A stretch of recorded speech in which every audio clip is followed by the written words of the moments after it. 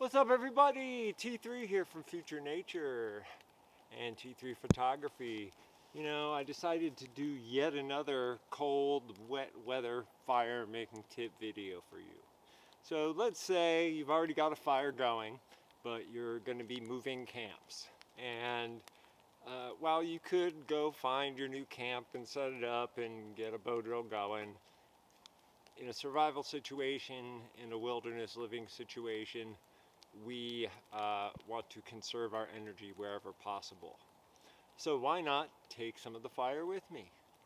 So I'm sure you're all familiar with punky wood. Punky wood is that dry, crumbly wood that you see on down logs all over the forest.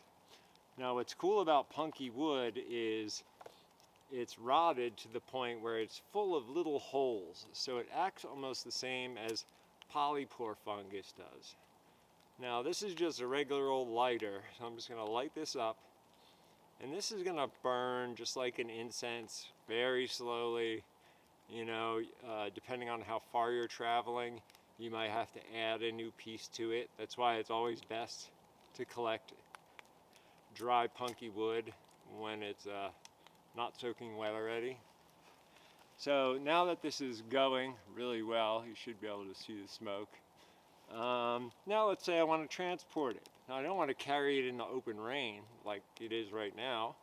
So I'm going to do my little guy a favor here, and I'm going to make a little house for him, a little traveling hut. It's going to be a little traveling hut. So basically I'm taking 2 pieces of bark, cedar bark, yet another use for this magical tree. As I've mentioned, I'm in the process of doing what I call a tribute to cedar and its many uses and the relationship I've developed with it over the years. So basically what I've done is I've sandwiched that piece of burning punky wood between 2 rocks, and then, oop, I forgot one of the rocks, but doesn't matter. You get the point.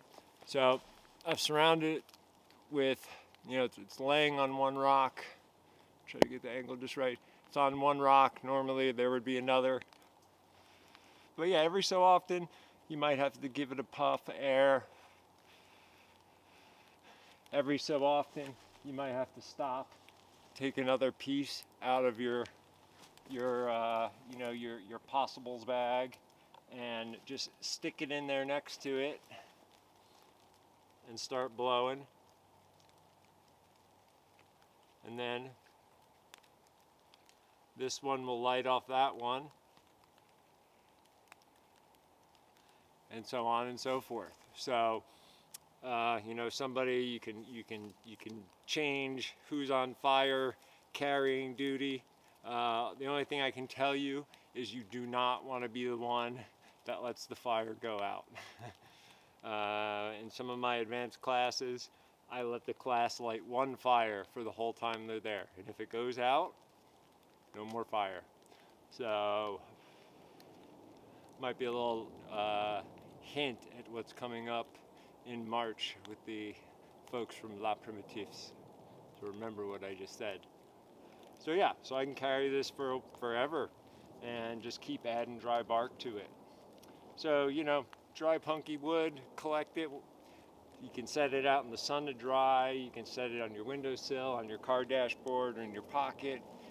You know, just to get it to dry out, and always transport it with some sort of little home around it to keep the elements from getting to it.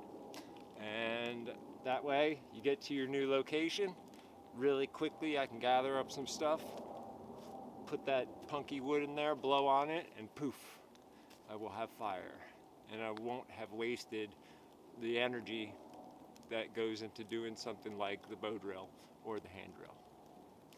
So thanks for participating in yet another T3 winter fire tips video. This is just the first of many different tips and tricks videos. So yeah, I hope you enjoy them. If there's a subject you'd particularly like me to talk about, feel free to drop me a line on my website. If you do subscribe to my website, there is a free gift that is good for life there. So, you didn't hear it from me though. All right, until next time, y'all. Peace and love.